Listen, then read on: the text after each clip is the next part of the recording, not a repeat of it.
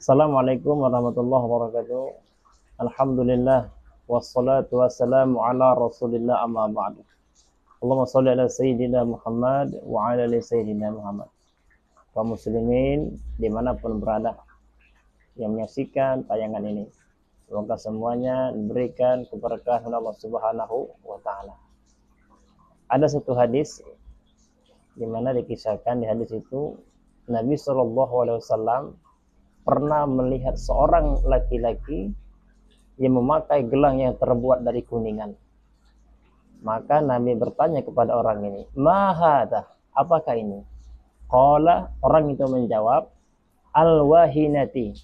Ini adalah penangkal penyakit. Faqala, maka Nabi bersabda, "Inzi'ha, lepaskan itu," kata Nabi. "Fa innaha la yariduka illa wahna." Karena ia tidak akan menambah pada dirimu kecuali kelemahan. Fa innaka laumit wa hiya alaik. Sebab jika engkau mati sedang benda itu masih ada padamu, gelang itu masih ada padamu, ma aflahta abada. Kamu tidak akan beruntung selama-lamanya. Hadis ini kalau kita cermati, maka ada 3 pesan penting yang Nabi sampaikan dalam hadis ini. Yang pertama, dalam hadis ini Nabi menyampaikan kepada kita sebagai orang-orang yang beriman, kaum muslimin, bahwa Nabi melarang kepada orang-orang yang muslim, orang-orang muslim untuk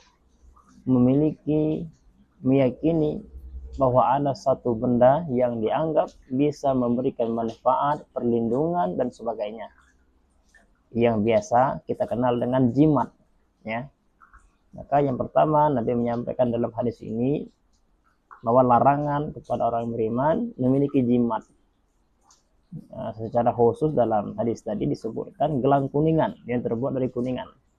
Tapi jika kita maknai secara luas, maka yang bermaksud di sini yaitu semua benda-benda yang kemudian entah kalung, entah cincin, entah berupa keris atau senjata-senjata lainnya, yang intinya semuanya itu kemudian dianggap, diyakini bisa memberikan manfaat, memberikan perlindungan, atau bisa memberikan mudarat pada orang lain. Maka hal semacam ini biasa kita sebut dengan jimat, dan ini dilarang dalam Islam. Sebagai seorang muslim, kita tidak boleh memiliki jimat atau memiliki benda yang kemudian bisa memberikan manfaat atau mudarat kepada diri kita dan orang lain, karena ini merupakan satu perbuatan yang musyrik, ya, perbuatan yang syirik, ya, perbuatan yang disebut dengan syirik, orangnya disebut dengan musyrik, dan ini dilarang dalam agama kita karena kemusyrikan itu merupakan dosa yang paling besar, ya, dalam agama kita Islam. Bahkan nomor 1 di antara urutan dosa-dosa besar yang dijelaskan oleh Nabi Shallallahu Alaihi Wasallam. Yang kedua, dalam hadis tadi Nabi menyampaikan bahwa orang yang memiliki jimat sejatinya, sebetulnya secara hakikatnya dari sudut pandang syariat itu sama sekali tidak memberikan kekuatan. Malah orang yang memiliki jimat justru itu akan menambah kelemahan orang yang memiliki jimat itu sendiri. Nah, mengapa demikian? Kalau kita cermati secara lebih jauh, maka memang jimat atau benda-benda yang kemudian dikultuskan memiliki kekuatan tertentu, bisa memberikan manfaat atau mudarat, dia nggak bisa melindungi, menjaga seseorang, berupa jimat, maka biasanya ini bisa mengundang jin-jin fasik untuk memperdaya manusia. Nah, ketika seseorang memiliki jimat dan ada jin yang terundang menghuni benda yang dikultuskan itu, diyakini berupa jimat itu bisa membuat pertolongan itu, maka jin fasik datang, maka jin ini bisa memperdaya orang yang memiliki jimat. Apalagi terkhusus memang orang-orang yang kemudian sengaja ada benda-benda tertentu, bikin keris dan lain sebagainya yang dibuat kemudian bahkan sengaja dibacakan mantra tertentu mengundang jin supaya menjadi jin kodam di dalamnya.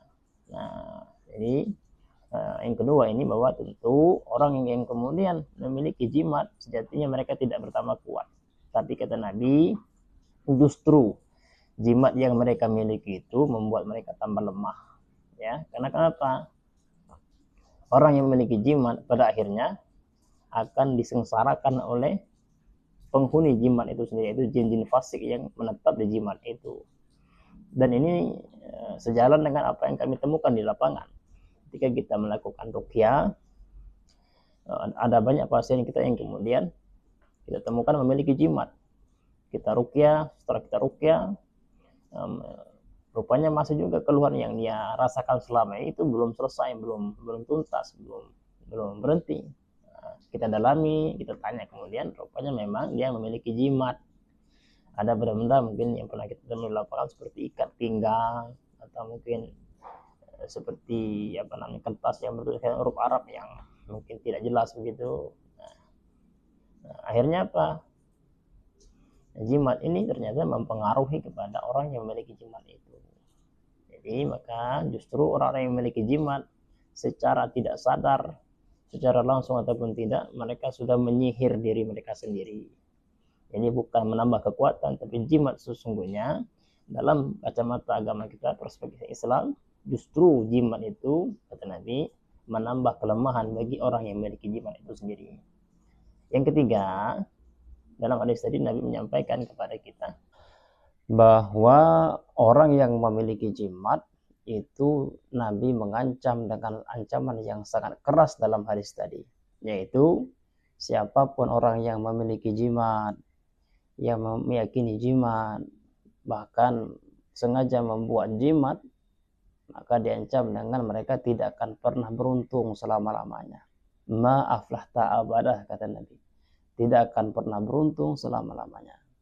Ulama hadis menafsirkan kalimat ma aflahta abadah ini, yaitu pelaku dosa besar, yaitu kesyirikan yang memiliki jimat ini akan dihukum dengan hukuman api neraka. Maka na'udzubillah, kita berlindung kepada Allah Ta'ala dari perbuatan ini. Nah, bagi kaum muslimin yang mungkin sudah terlanjur memiliki jimat, meyakini jimat, bahkan mungkin membuat jimat, maka segera minta ampun kepada Allah Subhanahu wa Ta'ala. Insyaallah Allah ampuni, ya.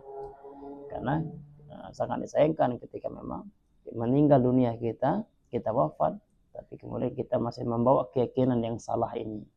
Bahkan mungkin kita masih memiliki jimat, maka sungguh merugi kita semuanya. Maka saya mengajak kepada kaum muslimin, mari segera minta ampun kepada Allah Subhanahu wa Ta'ala. Semoga tayangan ini bermanfaat. Saya Ri. Wassalamualaikum warahmatullahi wabarakatuh.